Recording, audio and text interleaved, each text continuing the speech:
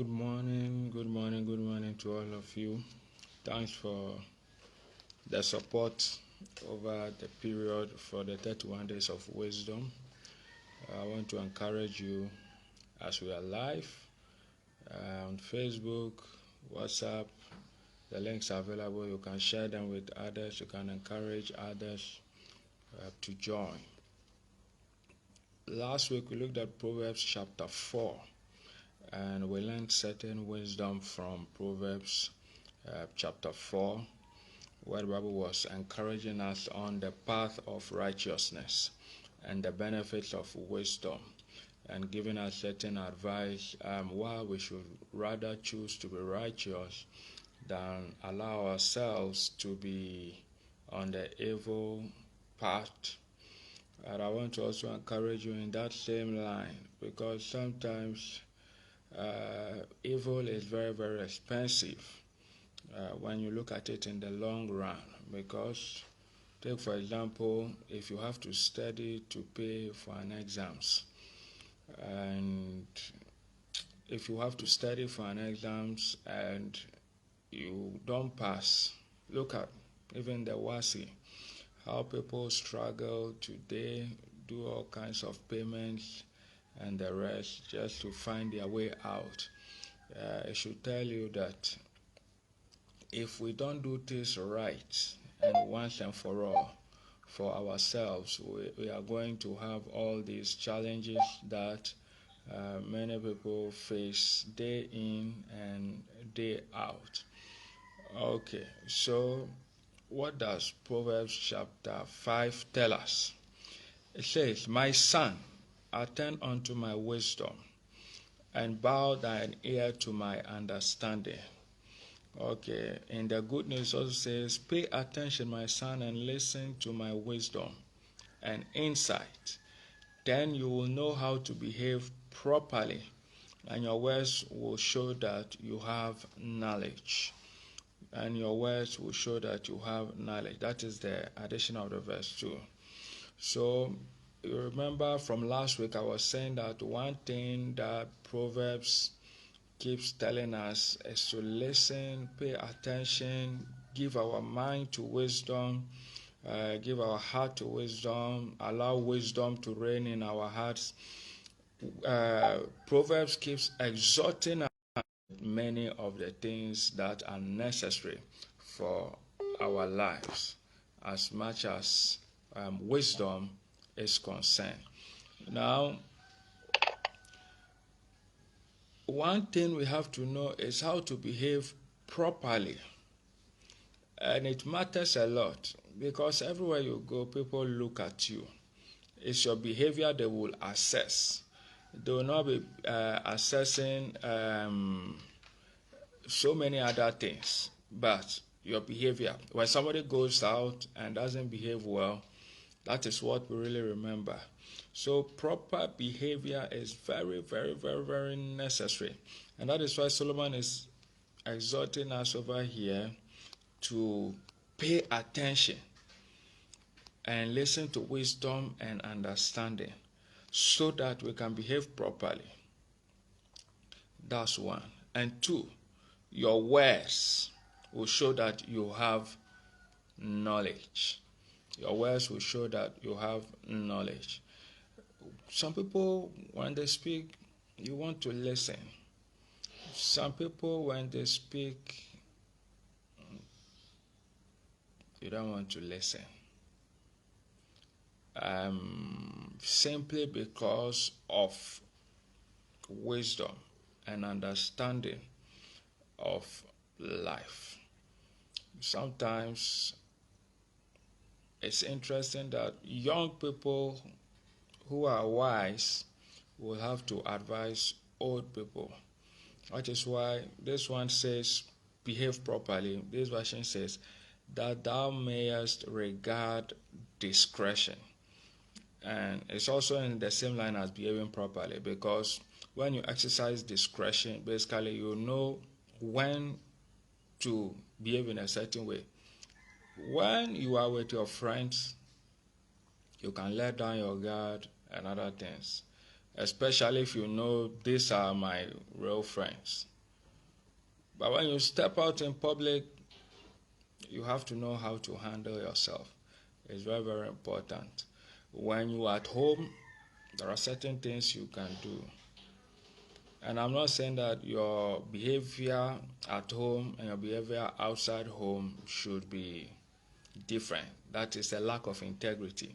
But I'm saying that there are certain minor things you do at home that you cannot do outside.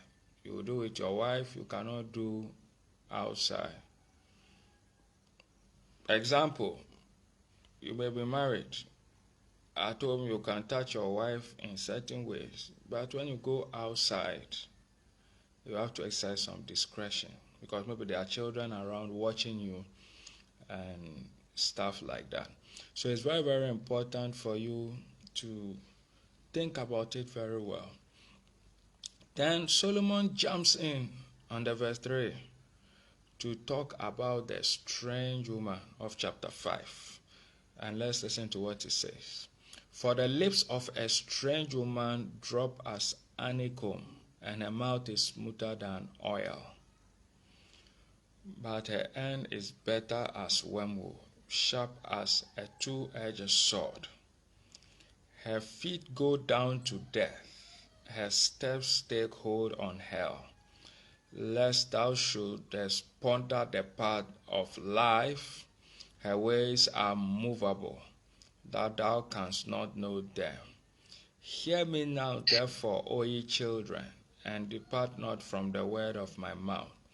Remove thy way from her, and come not nigh the door of her house, lest thou give thine honor unto others, and thy years unto the cruel. Lest strangers be filled with thy wealth, and thy labors be in the house of a stranger, and thou mourn at the last, when thy flesh and thy body are consumed, and say, how have I hated instruction, and my heart despised reproof, and have not obeyed the voice of my teachers, nor inclined my ear to them that instruct me. So over here we are looking at the strange woman. I've read from verse 4 all the way to about 13 of the King James, and one of the reasons why you must consider the strange woman, as we know, Proverbs was written to sons or children, male children. Most of it addresses sons, but it goes both ways because in Solomon's time, women didn't have so much right or so much freedom as they do now. So in our time, women have the freedom, and social media, many things that are going on, they are targeting a lot of women to destroy them. So now it has made cheating look like it is a normal thing, and having sex anyhow look like it is a normal thing, and doing the opposite makes you either too Christian, too spiritual, or weird. However, I want to encourage you that life will be simple for all of us if we follow the principles of God. And when you look at the benefits of polygamy, in the olden days, polygamy had one benefit, which is a lot of children for labor. But even in our times, as you can see, if you start giving birth 3 or 4, you have to start thinking. That is not even polygamy with your own wife. So, I was watching one of our honorable members of parliament, they are an interview, and he was asked, because he's a very wealthy man, he's an owner of radio stations and other things, but he has a polygamous life. And from the interview, he was asked about his numerous wives and co. And he said he will not advise anybody to go down that route. Yes, sometimes people defend polygamy, or people defend marrying and then having some side chicks with the fact that, oh, once he's able to take care of them, So there's an example of somebody who is advising because he was told what advice he has. He was asked, and he said he will not advise anybody to go down that route because raising family is not about money alone. Love and attention, unity and support and pushing forward together are all necessary ingredients. And you see, we have limited family to money, which it is at a certain point, but it goes beyond just having money and using money to make people happy. That is why you realize that we don't marry furniture. We don't marry a TV. We don't marry radio. We marry people. Nobody goes to the altar with his TV that I do worthy my TV, because people matter. And when we don't realize the need for people, we start having this problem. And it is important that young men especially learn to tame their appetite and then surround themselves with a lot of guards so that they don't find themselves with a strange woman. Because when you read The Strange Woman, you realize that the disadvantages are too vast. But just like in the Garden of Eden, where God had outlined that if you eat of this fruit, you will die, Satan just gave 3 benefits of the fruit, and Eve and Adam were lured into taking it. They are so nice. They are so enticing that if you are not careful, you are going to end up in the trap of going in for them. And once, as long as you are alive. So, as much as possible, I want to exhort you in the way of the Lord and to encourage you to value the things that matter to God and the things that will help in all kinds of ways to get us to produce the needed results for our lives and to actually move forward dynamically. So as much as possible, we need to watch out for strange things, not only strange women, but strange things in lives, and prevent us from in a unique or in a dynamic way. All right.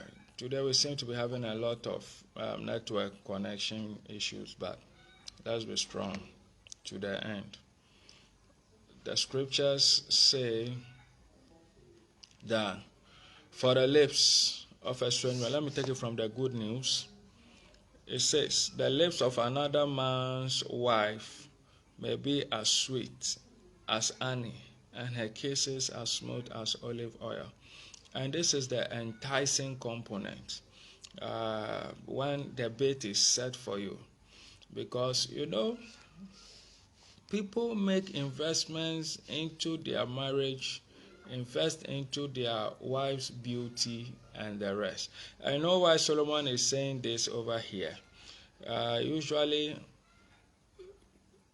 the daughters in Solomon's days, obviously the daughters of a rich man or a great person usually will dress well.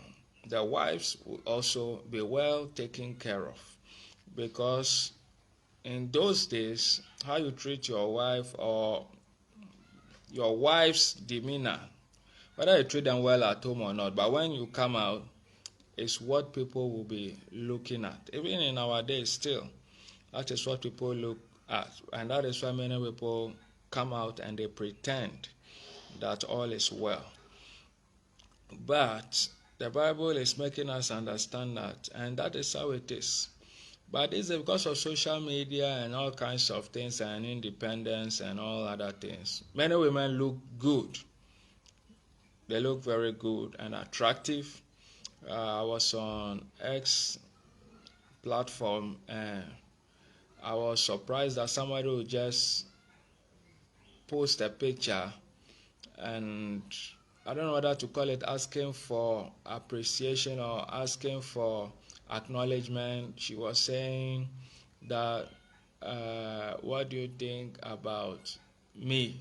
People were giving comments and the rest, and she was responding to them with excitement. I was surprised that she could be on a social media platform just to hear what people think about her. But that is what the world has gotten.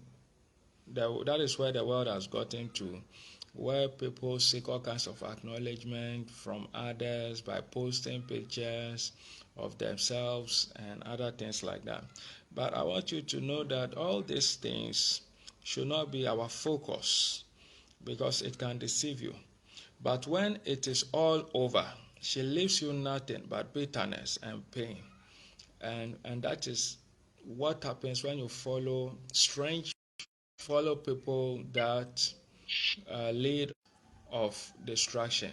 So as much as possible, bear this at the back of your mind, that there are people whose plan is to bring you down, whose plan is to destroy, whose plan is to prevent you from being able to enjoy what God has prepared for you. Now, after talking about the final end, bitterness and pain for the wasted years, look at it. She will take you down to the world of the dead. And that's the ultimate purpose. That's why many people end up dying early, because they put all their heart and all their mind into certain pleasures they were getting from this kind of people. The road she walks is the road to death. And if somebody is on the road to death and the person is accompanying you on the path to death, you should know that that is it. And that is why we need to be very careful who we walk with. Because some people are on the paths of death, not on the paths of life. She does not stay on the road to life, but wanders off and does not realize what is happening. Something you will do that people will get to know, and it will expose you and it will kill you. You have to be very, very, very careful, because the things you are hiding and all the things you are doing in secret, when they come out, you have to be able to ask yourself whether you will be even ready to defend them. You'll be available to defend these kinds of things. It really matters for us to be able to do this assessment of the things we do when nobody is watching. Because if you can't defend them in public, don't do them in private. Now, listen to me, my son, verse 7, and never forget what I am saying. Then again, we are seeing here Solomon exhorting us not to forget, because the tendency to forget is very great. If you are in front of a woman you are interested in and it is outside your marriage or it's not good for you, the tendency to throw out everything you know in the scriptures is very great. And this thing happens to people all the time. They forget what they have been taught. Keep away from such a woman. Don't even go near her door. So Solomon is giving us the solution over here. Don't even go near. Don't even go near. And that's the problem of many people. Don't even go near. And that is why today Billy Graham is still one of the most respected people even in his death, because when he started out in the ministry, they had a policy. One of their strongest policy was policy towards women, which they followed very well. So, and the summary of the policy is don't even go near, don't even entertain them. That's all. If you do, if you're able to do this thing, others will gain the respect that you once had, and you will die young at the hands of merciless people. And that is the truth, because if you are caught, or if you are not caught, or if people decide to destroy you in one way or the other, it will not be light for you, it will not be easy for you. So as much as possible, stay away. Stay on the path of righteousness. Stay on the path of righteousness. That is one of the greatest admonitions of Solomon, that you stay on the path of righteousness. Yes, strangers will take all your wealth, and what you have worked for will belong to someone else. And I'm sure that is why this honorable minister was talking about, who was actively involved in a polygamous relationship, was advising that he won't advise anybody to venture into those things. And this side chick and all things, he will not advise anybody to get it, because strangers will take all your wealth, and what you have worked for will belong to someone else. You will lie groaning on your deathbed, your flesh and muscles being eaten away, and you will say, why would I never learn? Why would I never let anyone correct me? I wouldn't listen to my teachers. I paid no attention to them, and suddenly I found myself publicly disgraced. And in our days, public disgrace is even worse than before, because in the olden days, if there is a public disgrace, it's only the community in which you find yourself. Now, in our days, you find people who don't even know you commenting about your disgrace, because it's on social media. So as much as possible, avoid the things that will bring you certain disgrace in your life. Some of these things seem very tempting. An example of public disgrace is, for instance, what happened to Adam and Eve. They were going to eat the fruit in private, all of them, because they wanted to hide from God and do it.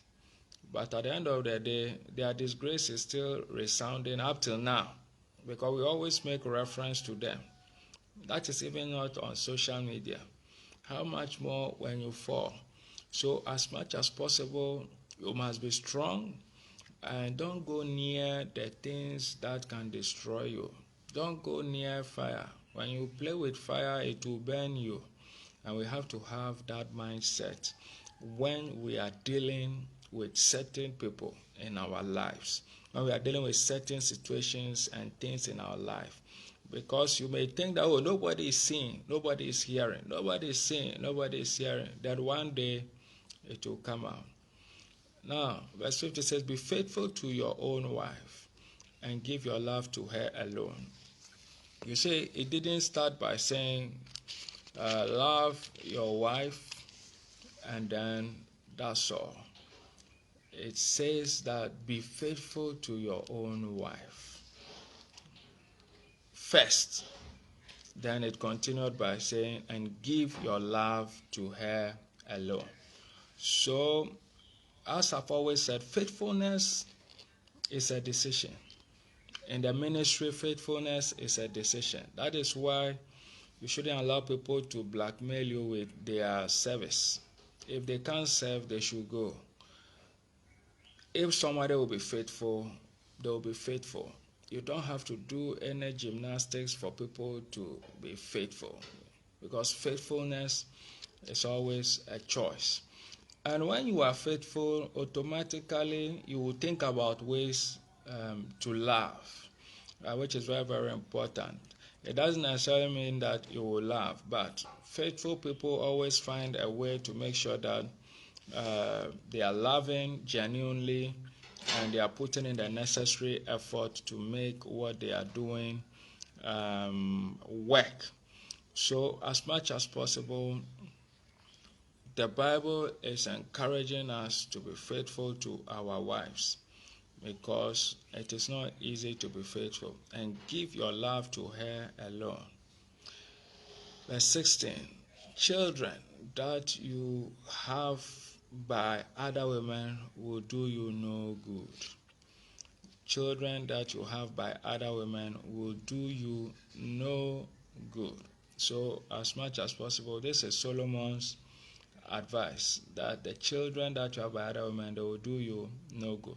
And in the case of this honorable person I was talking about, you can see that there are some of the children he wished that they never even came forth or were born.